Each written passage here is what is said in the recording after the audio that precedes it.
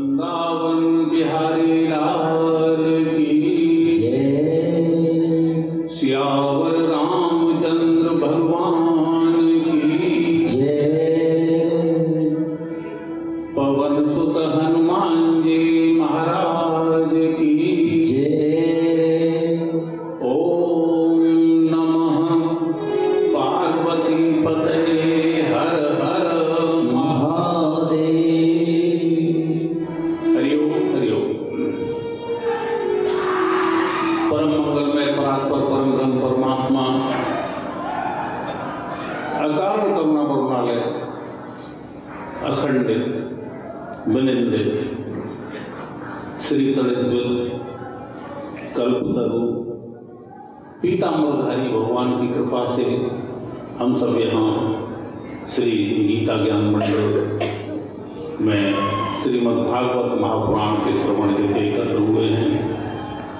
मैं आयोजक परिवार श्रीमती स्नेहलता जी, उनका पूरा माननीय परिवार, यहाँ समिति के सभी सम्मानीय पदाधिकारीगण, सभी सदस्यगण, हमारी सम्मानित समस्त मातृशक्ति, भगवत भक्तजन और विशेष कृपा हमारे पूज्य नेपाली बाबा जी, जिनकी कृपा से यहाँ ये सब आयोजन हो रहा है, उन्हीं की परम कृपा है, उन्हीं का सब कुछ है यहाँ पर।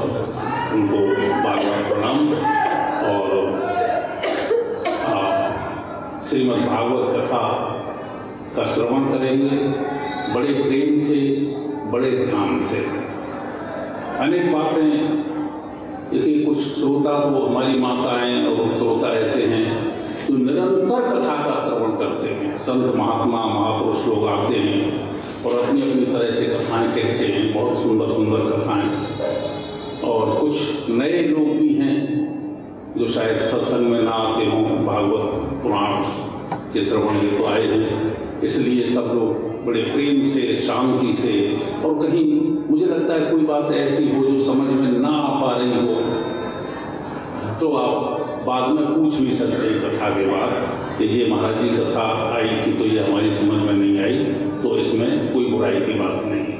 कायम माने शरीर सहित प्रणाम, झुक करके प्रणाम किया है।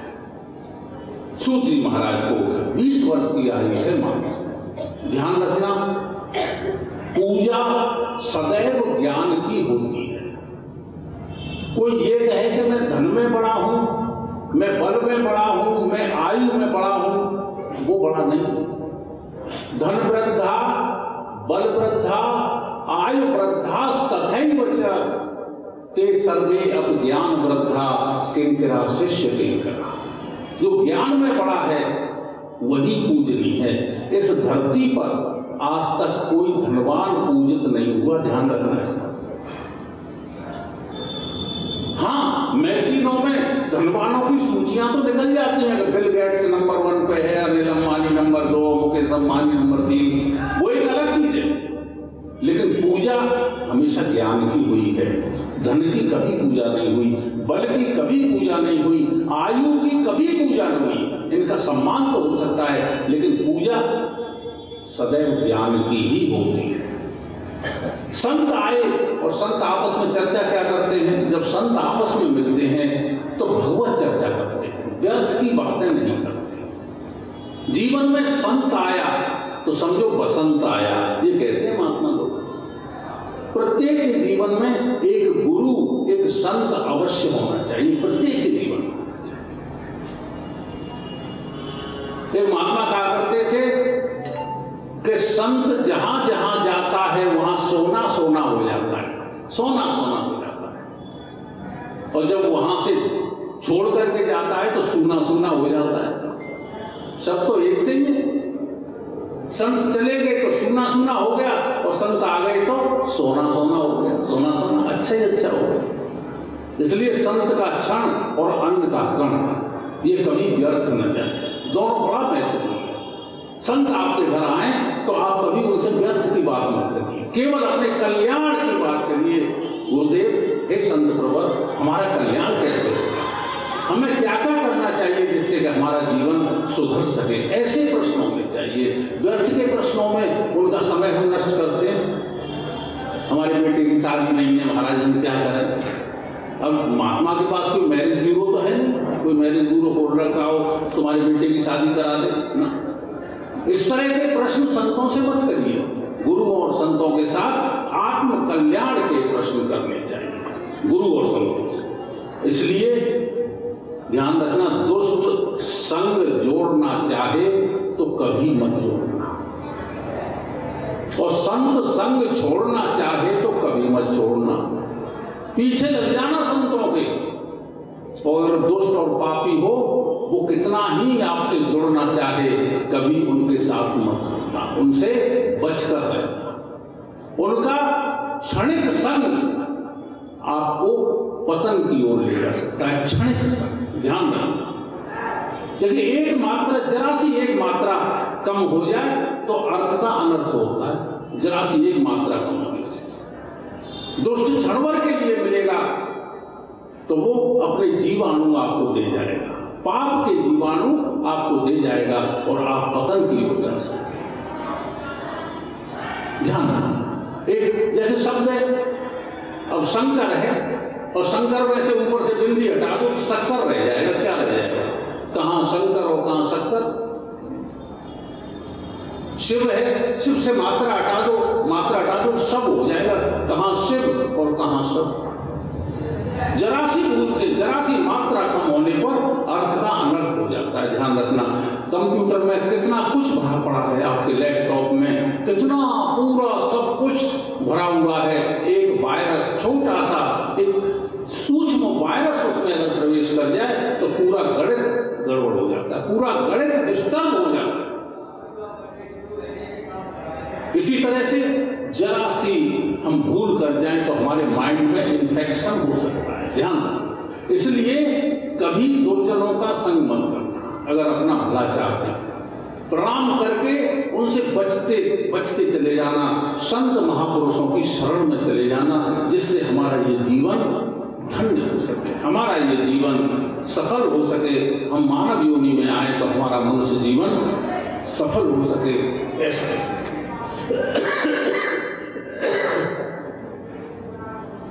भाग्य 5 प्रकार का भाग्य कहा गया है। आपके शहर में कभी संत आए तो ये आपका भाग्य है।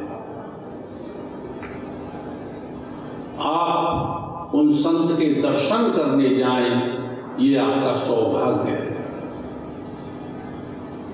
और आप उन संत के प्रवचन, उनकी वाणी का श्रवण करें, ये आपका महाभाग्य है।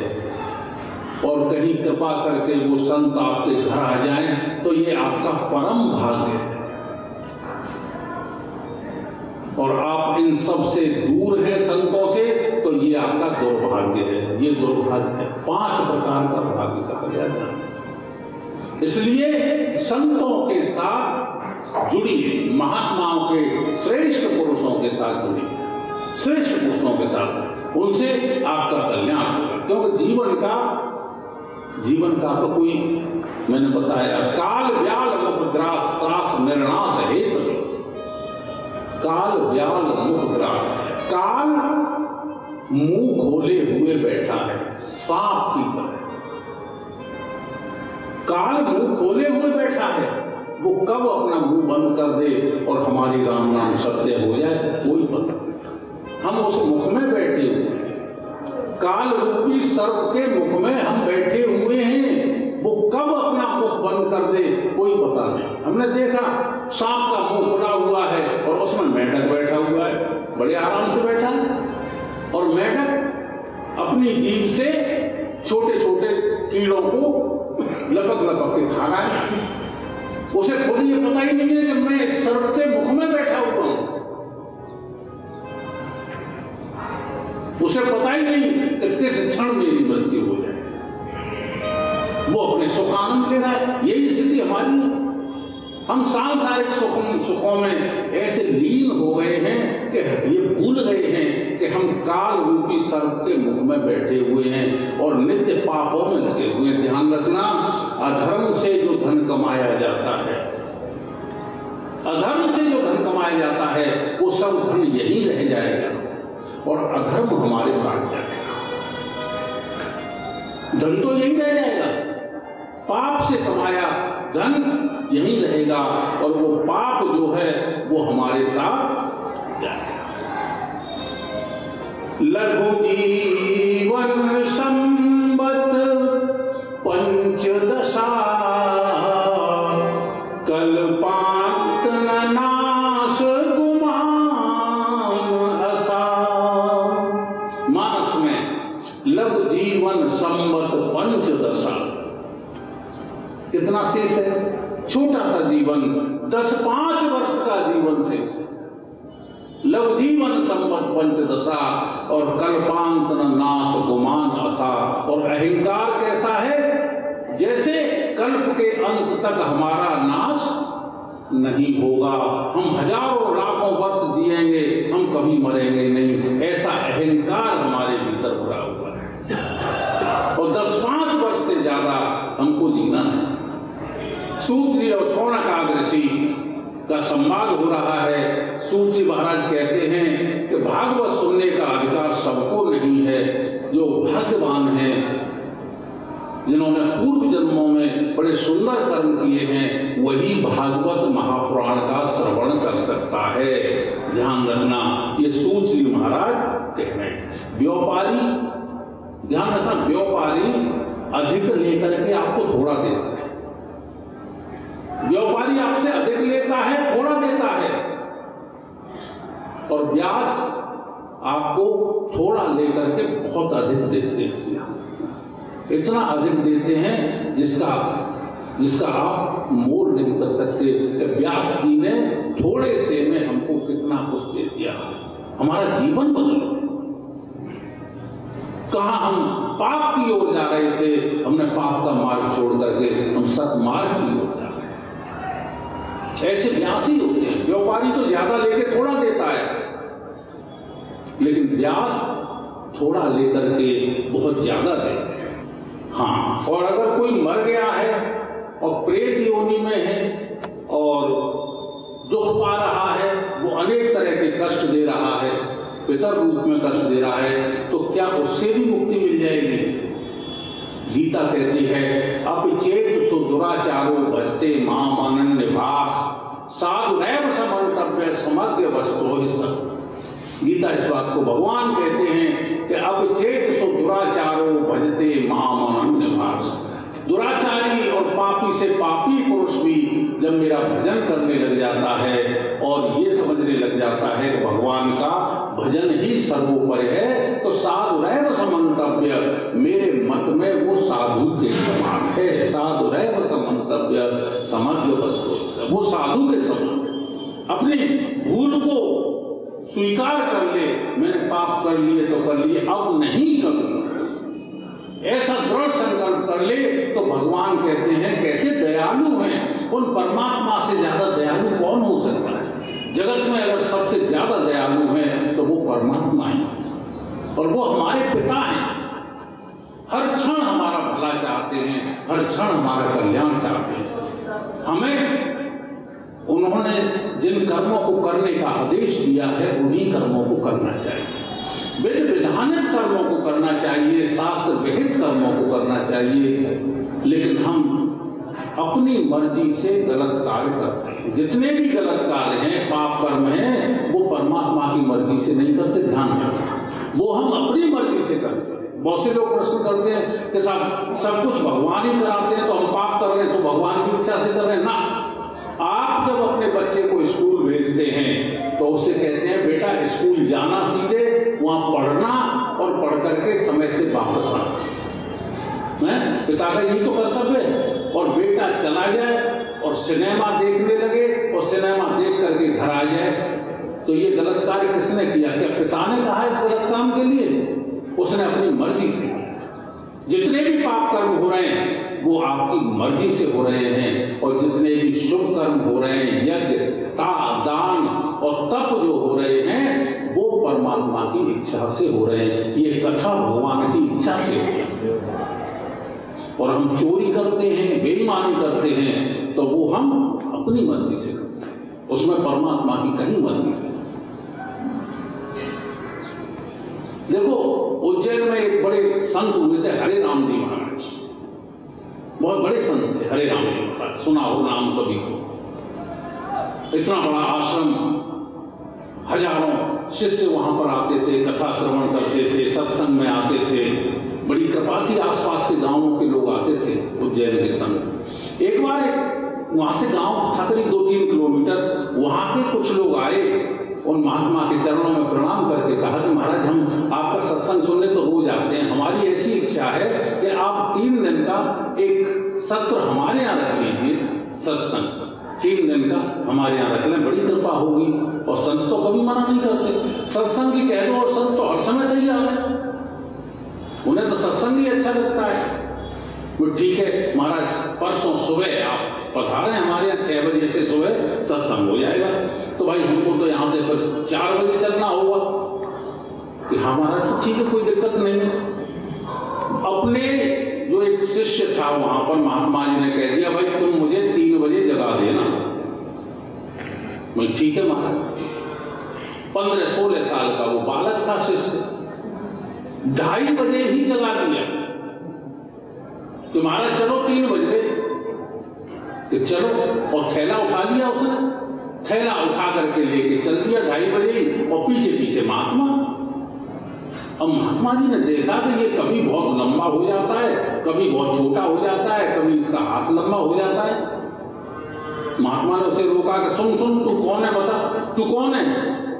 कि मैं प्रेत हूं। कि तू कैसे आ गया। कि महाराज मैं तो वहीं रहता हूं, आपका रोज सत्संग सुनता हूं, आपके पास ही रहता हूं। तो वो मेरा चेला कहाँ है। तो वो चेला तो सो रहा होगा अभी, मैं उसी की जगह पर तो आया हूं आपको ले जाने। कि तो चल वापस चल। कि नहीं महाराज चलिए सत्संग में, मैं आपका संग जब तक नहीं छोड़ूंगा जब तक आप मेरा कल्याण नहीं करते, मुझे इस प्रेत योनि से मुक्त नहीं करेंगे तब तक मैं आपका साथ नहीं छोड़ने वाला। तो भाई प्रेत योनि अब फिर कैसे होगा मुक्त। कि भागवत महापुराण आपको सुनाना पड़ेगा। कि तो इसके लिए तो धन चाहिए। भाई धन मेरे पास कहाँ है। वो संत बोले, हरे राम जी महाराज ने कहा धन कहाँ है मेरे पास। कि महाराज आपके आश्रम के पास एक कोने में धन गड़ा हुआ है, मुझे पता है, उसे खुदवा लेंगे और फिर कथा हो जाएगी। तो यही हुआ, ब्राह्मणों को बुलाया उज्जैन से आसपास से, उन्होंने उसे खोदा, उसमें काफी धन निकला। कथा हुई साहब, उन महात्मा ने, हरे राम जी महाराज ने बड़ी सुंदर भागवत महापुराण की कथा सुनाई। और वो ये कहते हैं कि मैंने उस प्रेत को विमान पर जाते हुए अपनी आंखों से देखा। हरे राम जी महाराज बोलिए सच्चिदानंद भगवान की जय। ऐसे भगवान की जो है ऐसी अनूठी कृपा हमारे साथ। तो ये उज्जैन के जो संत थे, भक्त, ज्ञान और वैराग, ये 3 जो हैं जो मिले। कथा प्रारंभ होने के लिए है और 3 आसन बिछा दिए। सनत कुमारों ने बिछवा दिए कि भाई 3 आसन बिछा दो। नारद जी को एक आसन पर बिठाया। और 3 आसन किसके लिए। वैराग्य और ज्ञान के लिए। इन तीनों को बुलाओ। हजारों की भीड़ लग गई। कितनी भीड़ थी वहां पर भागवत महापुराण श्रवण के लिए, कितनी संतों की भीड़ लग गई। जगह नहीं रही, आसन खाली पड़े हैं। सनत कुमारों ने कहा भाई उन्हें तो बुलाओ जिनके लिए कथा कही जा रही है। यार वैराग्य बूढ़े हो रहे हैं और भक्ति देवी युवतियां, उनके लिए तो उन्हें तो बुलाओ। जैसे ही सनत कुमारों ने कहा, तीनों बिल्कुल सामने ही प्रकट हो गए। नारद जी ने कहा महाराज जी इतनी जल्दी कैसे आ गए, इतनी भीड़ में से निकल के कैसे आ गए, भीड़ में तो रास्ता ही नहीं है, यहां तक ये कैसे आ गए। सनत कुमार ने कहा कि ज्ञान, भक्ति, वैराग्य तीनों की उत्पत्ति इस भागवत महापुराण से होती है। ध्यान रखिए, ज्ञान, भक्ति और वैराग्य ये तीनों भागवत महापुराण से ही उत्पन्न होते हैं, वहीं की वहीं तीनों पैदा होते सामने। एक पे नारद जी बैठ गए, अब भक्ति देवी कहने लगी महाराज ये दो ही रह गए आसन तो भाई इसमें ज्ञान और वैराग्य बैठेंगे। सनत कुमारों ने कहा भक्ति देवी आपको नहीं बैठना है, आपको कहाँ बैठना है पता है? कहाँ बैठना है? आपको इन सबके हृदय में बैठना है। जितने सुनने के लिए आए हैं श्रोतागण, सबके हृदय में आप विराजिए भक्ति देवी। और भक्ति देवी सबके हृदय में विराजित हो गई, तभी तो कथा का आनंद होगा जब भक्ति देवी हमारे हृदय में विराजित हो। सनत कुमार कहने लगे मैं एक बहुत सुंदर कथा आपको सुनाता हूं। नारद जी एक प्रसंग सुनो।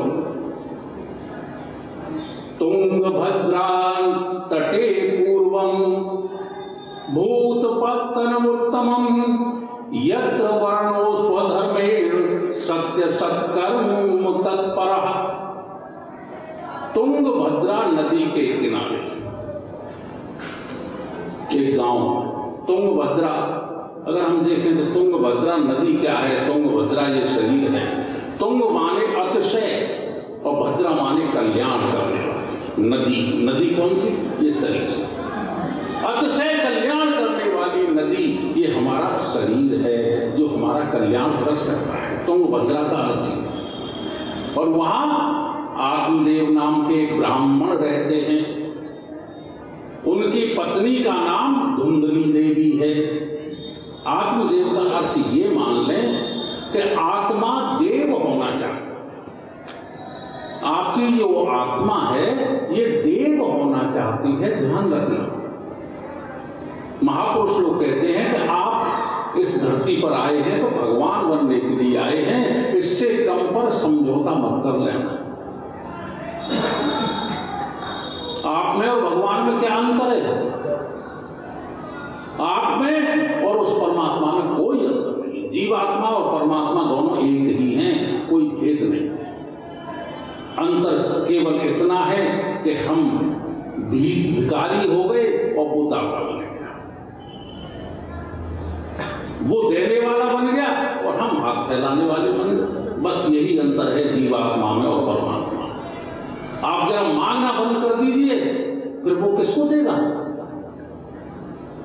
आप मांगना बंद कर दें तो वो किसको देगा? फिर वो तरसता है कि ये मांगते रहें और मैं देता रहूं। वो झूठे ही देता है और आप झूठे ही लेते हैं, ये भी ध्यान रखिए। वो झूठ मूठ को ही देता है और आप झूठ मूठ को ही लेते हैं। न वो कुछ दे रहा न ले रहा, आपको भिखारी बना दिया है और खुद दाता बन के परमात्मा बना बैठा है। महात्मा लोग कहते हैं उससे मांगना बंद कर दीजिए, आप में और उस परमात्मा में कोई अंतर नहीं है। आप मांगना बंद कर दें, वो परमात्मा खुद आएगा कि कुछ मांग, तू कुछ मांग ले।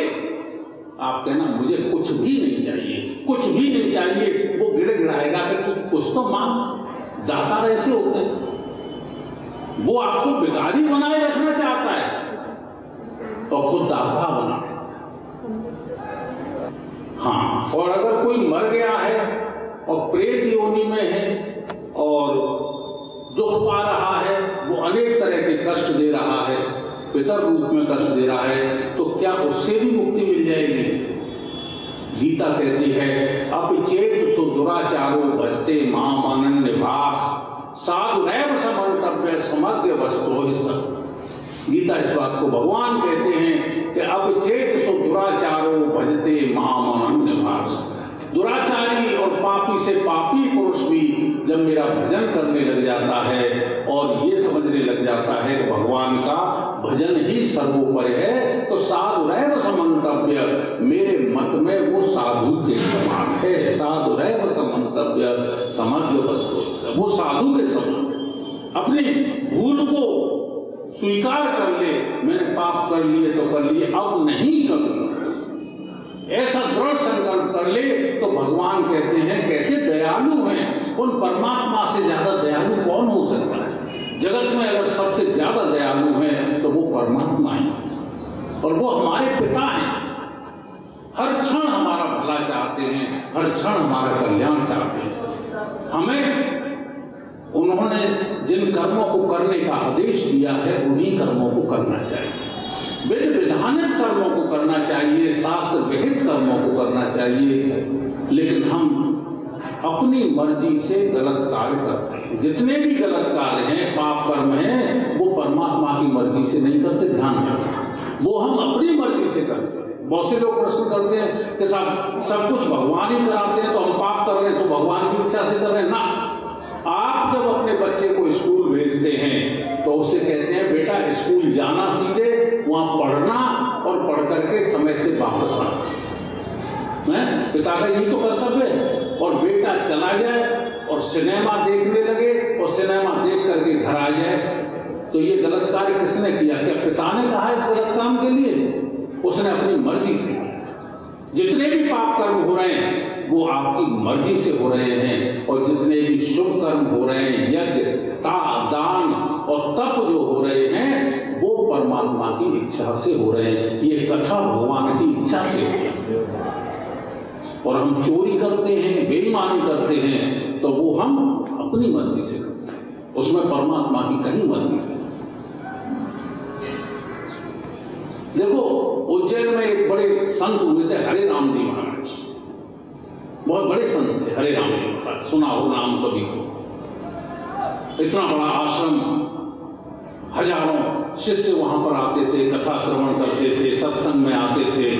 बड़ी कृपा थी, आसपास के गांवों के लोग आते थे उज्जैन के संग। एक बार वहां से गांव था करीब 2-3 किलोमीटर, वहां के कुछ लोग आए और महात्मा के चरणों में प्रणाम करके कहा कि महाराज हम आपका सत्संग सुनने तो रोज आते हैं, हमारी ऐसी इच्छा है कि आप 3 दिन का एक सत्र हमारे यहाँ रख लीजिए, सत्संग 3 दिन का हमारे यहाँ रख लें, बड़ी कृपा होगी। और संत तो कभी मना नहीं करते, सत्संग ही कह दो और संत तो हर समय तैयार है, उन्हें तो सत्संग ही अच्छा लगता है। वो ठीक है महाराज, परसों सुबह आप पधारें हमारे यहाँ 6 बजे से सुबह सत्संग हो जाएगा। तो भाई हमको तो यहाँ से 4 बजे चलना होगा। कि हाँ महाराज, तो ठीक है, कोई दिक्कत नहीं है।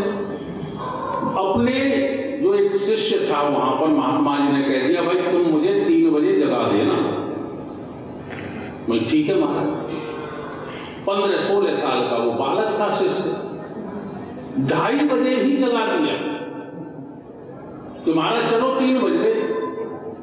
कि चलो, और थैला उठा लिया उसने, थैला उठा करके लेके चल दिया 2:30 बजे ही, और पीछे पीछे महात्मा। अब महात्मा जी ने देखा कि ये कभी बहुत लंबा हो जाता है, कभी बहुत छोटा हो जाता है, कभी इसका हाथ लंबा हो जाता है। महात्मा ने उसे रोका कि सुन सुन, तू कौन है बता, तू कौन है? कि मैं प्रेत हूं। कि तू कैसे आ गया? कि महाराज मैं तो वहीं रहता हूं, आपका रोज सत्संग सुनता हूं, आपके पास ही रहता हूं। तो वो मेरा चेला कहाँ है? तो वो चेला तो सो रहा होगा अभी, मैं उसी की जगह पर तो आया हूं आपको ले जाने। कि तो चल वापस चल। कि नहीं महाराज चलिए सत्संग में, मैं आपका संग जब तक नहीं छोड़ूंगा जब तक आप मेरा कल्याण नहीं करते, मुझे इस प्रेत योनि से मुक्त नहीं करेंगे तब तक मैं आपका साथ नहीं छोड़ने वाला। तो भाई प्रेत योनि अब कैसे होगा मुक्त? कि भागवत महापुराण आपको सुनाना पड़ेगा। कि तो इसके लिए तो धन चाहिए भाई, धन मेरे पास कहाँ है? वो संत बोले, हरे राम जी महाराज ने कहा धन कहाँ है मेरे पास? कि महाराज आपके आश्रम के पास एक कोने में धन गड़ा हुआ है, मुझे पता है, उसे खुदवा लेंगे और फिर कथा हो जाएगी। तो यही हुआ, ब्राह्मणों को बुलाया उज्जैन से आसपास से, उन्होंने उसे खोदा, उसमें काफी धन निकला। कथा हुई साहब, उन महात्मा ने, हरे राम जी महाराज ने बड़ी सुंदर भागवत महापुराण की कथा सुनाई। और वो ये कहते हैं कि मैंने उस प्रेत को विमान पर जाते हुए अपनी आंखों से देखा। हरे राम जी महाराज बोलिए सच्चिदानंद भगवान की जय। ऐसे भगवान की जो है ऐसी अनूठी कृपा हमारे साथ। तो ये उज्जैन के जो संत थे, भक्त, ज्ञान और वैराग, ये 3 जो हैं जो मिले। कथा प्रारंभ होने के लिए है और और 3 आसन बिछा दिए। सनत कुमारों ने बिछवा दिए, भाई 3 आसन बिछा दो। नारद जी को एक आसन पर बिठाया और 3 आसन किसके लिए? वैराग्य और ज्ञान के लिए। इन तीनों को बुलाओ। हजारों की भीड़ लग गई। कितनी भीड़ थी वहां पर भागवत महापुराण श्रवण के लिए, कितनी संतों की भीड़ लग गई। जगह नहीं रही, आसन खाली पड़े हैं। सनत कुमारों ने कहा भाई उन्हें तो बुलाओ जिनके लिए कथा कही जा रही है। ज्ञान वैराग्य बूढ़े हो रहे हैं और भक्ति देवी युवती हैं, उनके लिए तो उन्हें तो बुलाओ। जैसे ही सनत कुमारों ने कहा, तीनों बिल्कुल सामने ही प्रकट हो गए। नारद जी ने कहा महाराज जी इतनी जल्दी कैसे आ गए? इतनी भीड़ में से निकल के कैसे आ गए? भीड़ में तो रास्ता ही नहीं है, यहां तक ये कैसे आ गए? सनत कुमार ने कहा कि ज्ञान भक्ति वैराग्य तीनों की उत्पत्ति इस भागवत महापुराण से होती है। ध्यान रखिए, ज्ञान भक्ति और वैराग्य ये तीनों भागवत महापुराण से ही उत्पन्न होते हैं। वहीं की वहीं तीनों पैदा होते सामने। एक पे नारद जी बैठ गए। अब भक्ति देवी कहने लगी महाराज ये 2 ही रह गए आसन तो भाई इसमें ज्ञान और वैराग्य बैठेंगे। सनत कुमारों ने कहा भक्ति देवी आपको नहीं बैठना है। आपको कहां बैठना है पता है? कहां बैठना है? आपको इन सबके हृदय में बैठना है। जितने सुनने के लिए आए हैं श्रोतागण, सबके हृदय में आप विराजिए। भक्ति देवी और भक्ति देवी सबके हृदय में विराजित हो गई। तभी तो कथा का आनंद होगा जब भक्ति देवी हमारे हृदय में विराजित हो। सनत कुमार कहने लगे मैं एक बहुत सुंदर कथा आपको सुनाता हूं। नारद जी एक प्रसंग सुनो। तुंगभद्रा तटे पूर्वम भूतपत्तनमुत्तमम यत्र वर्णो स्वधर्मेण सत्य सत्कर्म तत्परः। तुंगभद्रा नदी के किनारे एक गांव तुंगभद्रा। अगर हम देखें तो तुंगभद्रा नदी क्या है? तुंगभद्रा ये शरीर है। तुंग माने अतिशय और भद्रा माने कल्याण करने वाली नदी। नदी कौन सी? ये शरीर। अतिशय कल्याण करने वाली नदी ये हमारा शरीर है जो हमारा कल्याण कर सकता है। तुंगभद्रा का अर्थ है। और वहां आत्मदेव नाम के एक ब्राह्मण रहते हैं। उनकी पत्नी का नाम धुंधली देवी है। आत्मदेव का अर्थ ये मान लें कि आत्मा देव होना चाहता है। आपकी जो आत्मा है ये देव होना चाहती है। ध्यान रखना, महापुरुष लोग कहते हैं कि आप इस धरती पर आए हैं तो भगवान बनने के लिए आए हैं। इससे कम पर समझौता मत कर लेना। आप में और भगवान में क्या अंतर है? आप में और उस परमात्मा में कोई अंतर नहीं। जीवात्मा और परमात्मा दोनों एक ही हैं, कोई भेद नहीं है। अंतर केवल इतना है कि हम भिखारी हो गए और वो दाता बन गया। वो देने वाला बन गया और हम हाथ फैलाने वाले बन गए। बस यही अंतर है जीवात्मा में और परमात्मा। आप जरा मांगना बंद कर दीजिए, फिर वो किसको देगा? आप मांगना बंद कर दें तो वो किसको देगा? फिर वो तरसता है कि ये मांगते रहें और मैं देता रहूं। वो झूठे ही देता है और आप झूठे ही लेते हैं, ये भी ध्यान रखिए। बोलिए सच्चिदानंद भगवान